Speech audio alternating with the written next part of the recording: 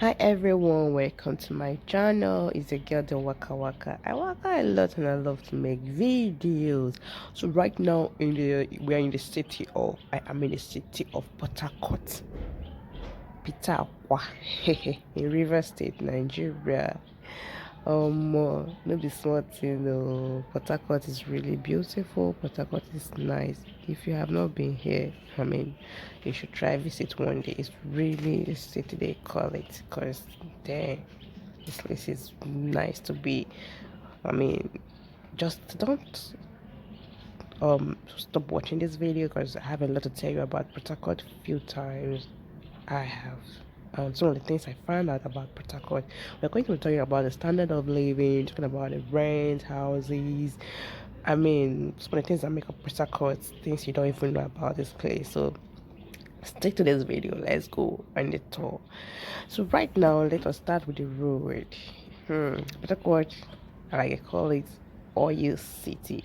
Oil state is really because man, the road is beautiful, the road is nice, and let me tell you, you can actually trek a lot and you won't feel that dusty, your shoe won't get dirty or dust because the road is very nice. One of the things that make up a city when you have good accessible road and nice infrastructures, or it makes up a city, and that's one thing about Protocol City. I mean, there's no much potholes because you are going to be storing this, you're going to be driving around and you're going to be seeing a lot of things, and you to see how this road is. Most of the roads we are going to, because I'm not taking you around these places because I feel the road that okay, this is my first time of coming to this place, so I'm going and I'm like, wow, this place is like this is nice and all that. So I went to different places, Ijari, went to Choba. Sorry I didn't make all the videos, but these ones I made, guys, is really great. Look at the road. Just focus on this road and also focus on what I'm saying because we're going to be talking about it, standard of living and things about PortHarcourt you need to know if you really want to settle in this city or if you're coming in new in this city. So the road is very beautiful. The road is nice. The street lights are working. The traffic lights is okay, and everybody's obeying. The road is well organized. It's not like different people entering and their lane when they are driving. You just be jumping into your lane and all that. No, it's not done that way. The road is very okay. It's well organized. So, if you haven't visited and you want to, it's really okay. It kind of gives peace of mind, unlike some places in Nigeria where you are driving and you carry your heart in your mind. You No, it's not done that way. The people are more civilized in this city. People are more civilized compared to some of the cities I have been to. People are more civilized in this particular city. So let's continue with this video. Now let's talk about the standard of living, talk about the food stores. Yeah, I went to market and I can say that it's a bit high, but at the same time it's affordable. It's almost close to what other people sell. Yes, and you will catch most of your items fresh too. The feeding, once you have something doing in this city, trust me, you're going to survive. I know a lot. Before I came here, Port Harcourt is very expensive, but trust me, if you have something that fetches you money, you will live comfortably, peace of mind. Trust me, you are gonna live, and the traffic on the road is not as bad as it is. Sorry, people in Lagos, but traffic in Port Harcourt is not as bad as it is. Yeah, it's in Lagos. In Port Harcourt, it's not as bad as in Lagos, at least. Though sometimes it can be very annoying that you can be stuck in a place for some time. Okay, but it's not because in Lagos traffic sometimes you can spend 1 hour, 2 hours and still the same spots you have. When people go to work very early and you will be coming back in the midnight. No, it's not like that in Port Harcourt City. Do they have minimal traffic sometimes? But trust me, this traffic doesn't last more than 1 hour, 2 hours. The ones I've witnessed anyway, the road will start going again. So then, sorry I deviated. Let's come back to the food stuff. Is affordable to an extent. You can get something when you get to the market, and The fish, they have fish and they have goat meat.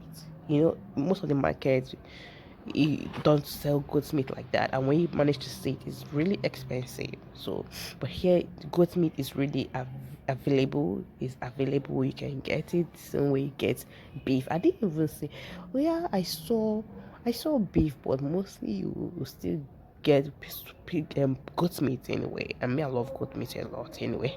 So you get goat meat, you get beef, and you get fish. Okay, all the seafood is really available for you.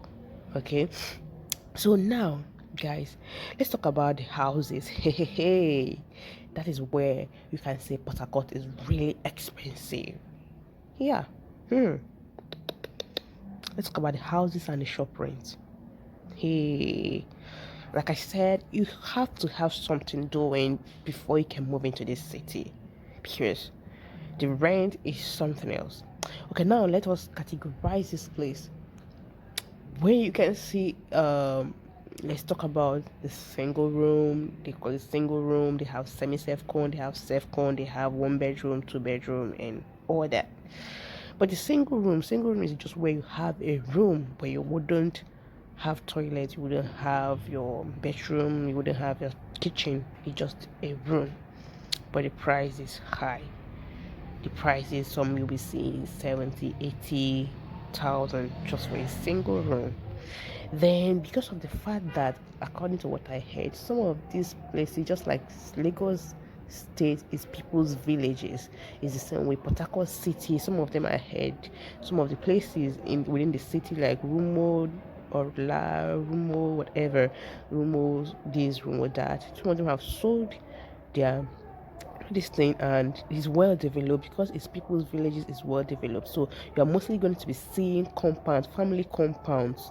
So these family compounds where you see, you are more likely to see single rooms. Then you see houses.